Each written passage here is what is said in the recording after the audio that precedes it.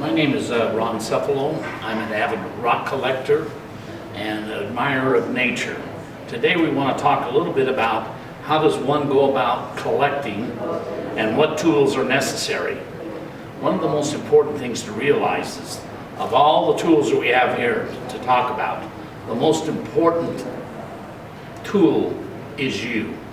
If you don't go out and collect or go out into nature, you've lost the most important tool that you can have. So your desire to go out and see nature is the most important tool that we have. A lot of people ask me, what kind of rock hammers do you use when I go out into the field to collect? If I want to collect big samples, I will use an equalizer. This is a hammer. It's kind of like a little sledgehammer. I use it to break up rock. I also use it to drive the chisels. This is one of the safest things to do. Is if you have a larger hammer, then you don't have to swing as hard. You can swing with less momentum and still be able to split the rocks. So this is one that I use all the time. The typical rock hammer that you see is one of two types. One is like a brick hammer, and that's what this is. It's a brick hammer. It is chiseled and flat on the end, and this is a great hammer to take out. And if you want to split inside a seam using this rock to pound it in, then it's really easy to use. Another type of hammer is the one which has the point on it. And these type of hammers are the ones that typically go out and they're trying to break out just a little piece. You don't have to have a special hammer. You can have just a regular hammer. But the important thing about a regular hammer is you don't want the claw to be curved too much, because you want to use it as a dual tool. One where you can get it in and pry back. And so if you're gonna, I can't carry all of these when I go collecting. So I decide which one is the most important for me to have in the type of rocks that I'm collecting. Another tool that you may want to use is a crowbar. And this is very handy if you're getting bigger sheets or you're trying to pry a rock loose from the matrix. And a lot of people misuse these crowbars because they try to pound on them. The idea is you use a wedge to open a crack. Put the end of the crowbar into the crevice, and then you have leverage, and it's very easy to use. I also carry with me this type of a wedge. It's a piece of steel which has been sharpened on one end. It's very durable, and it's easy to use it with a rock hammer. But this is to split fine layers, like on a sedimentary layer, a sedimentary rock. So that's the one I can use. So you can have all sorts of chisels. You can have the wide band, or you can have this narrow banded chisel. Do not use wood chisels. Wood chisels have a plastic handle or a wood handle. When you start hitting it with a hammer, you're going to break it off, and all you're going to have is a little short stub and the chisel. So get a good metal chisel, and that's really important as you go out into the field. Another tool that I carry with me all the time, you put it in your pocket. This is out of a magnetic reader for a hard drive. Very strong magnet. Somebody said, why would you like to take this out? If I pick up a sample and I suspect that it might be a meteorite, I can check for iron core meteorites very easily just simply by using this. I have collected in the Wyoming Badlands by dragging a series of about 30 of these along a string held thing, and as I drag them through, I pull out all sorts of micrometeorites. And so that's an important tool also that you can use. Another one is take a magnifying glass. Magnifying glasses are really helpful in identifying the types of crystals or things that you want to take. It's a lot easier to do that. I also carry in my backpack super glue, because sometimes you get that perfect crystal and you go to chisel it out and it comes out in two pieces. Super glue is an excellent way to put it back together until you can get into the lab and work on it a little bit more. And of course, I don't go into the field without this. This is toilet paper. What do I use the toilet paper for? Well, if I have a sample, this is the sample I want to protect.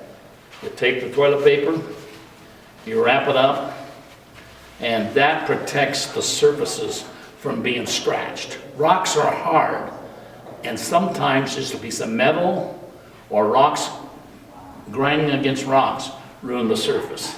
So if you spent the time to collect the sample, please take time to properly just quickly prepare it to take it home. Now, when you go to take it home, how do you get it home? Small pieces. You can use a simple pill bottle. If you have a very small piece, just put it inside and use these. I take a bunch of these with us because if I'm trying to keep pieces separate, I always put them inside here, and I can put cotton inside or toilet paper inside to protect it. So that's important. You can use a pill bottle. Now, how do I get it home? I like to use sandbags. These are small collecting sandbags. When you get them, they normally come with these ends loose.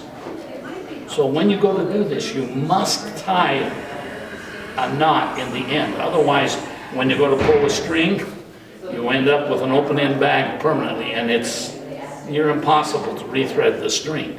So always tie a knot in the end. Then when you get through, you tighten it up and you're in good shape.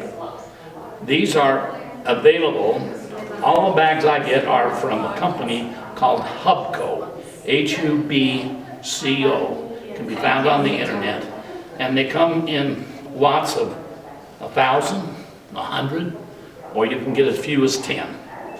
And this is the perfect size collecting bag.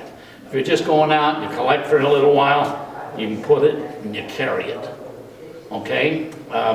This works a lot better than your pockets. Now when you get out into the field, and you've used your magnet, a magnifying glass to look at it, collecting materials, you may want to say, now, how do I really check things out? When I go into the field at night, I do a lot of night collecting. And to do that, I have a ultraviolet light, which is portable, it runs out batteries, very easily to rechange the batteries if I need to. This light goes up to 30 feet, and if there's material which is very phosphorescent or fluorescent, it picks it up very easily. I have two samples here. Looks just like a regular rock. You can see that there is orange and purple. And this is another example. This other rock I just happened to pick up out of a stream bed. When I got home, I checked it out and found out it does the same thing. It has orange, green, purple, and that's a good thing. Okay, now that I've got a sample collected, what do I do? What's the best resources that I have? When I go into the field, I carry my Bible. And as you can see, it's got a lot of little references in it. This book is from Simon & Schuster's Rocks and Minerals.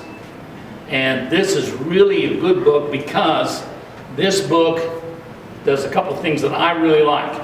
It talks, these little circles tell you how common it is, where it is found. It gives its physical characteristics. It gives good illustrations of the pictures. So this is kind of like a Bible that I take out in the field. It's not extra heavy, and if I take this with me, I've got something that I can always reference and say, oh, that doesn't quite sound, oh, that's what it is. So get a good rock book. This book is one of the better books too on minerals. It bases the minerals on the streak. The streak is when you take a mineral and you scratch it on a porcelain plate. It leaves a powdered residue. So you can identify by white streak, you can go on a black streak, and you can just go into this, and here's the yellow streaks. So if you get a streak color and it's yellow, I just go to the yellow group and I can find all the minerals that are commonly with yellow streaks. So for an avid collector and also for an amateur, this is a great book if you just want to do identification. But this is a good book to get. This is all the idea of how do I collect, how do I bring it back, and how it's safe. Your phone is also another excellent tool because you can take a picture of the surrounding rock strata, and if you can mark it with the location, if you ever decide, I need to go back, I can't remember where it was. If you have it logged in your book, it's important. And if you have questions, get on the internet. You can find tools that you can use that are inexpensive. And that's the thing. But the most important tool is you. You need to get out. Turn the TV off, shut your phone off, and do it.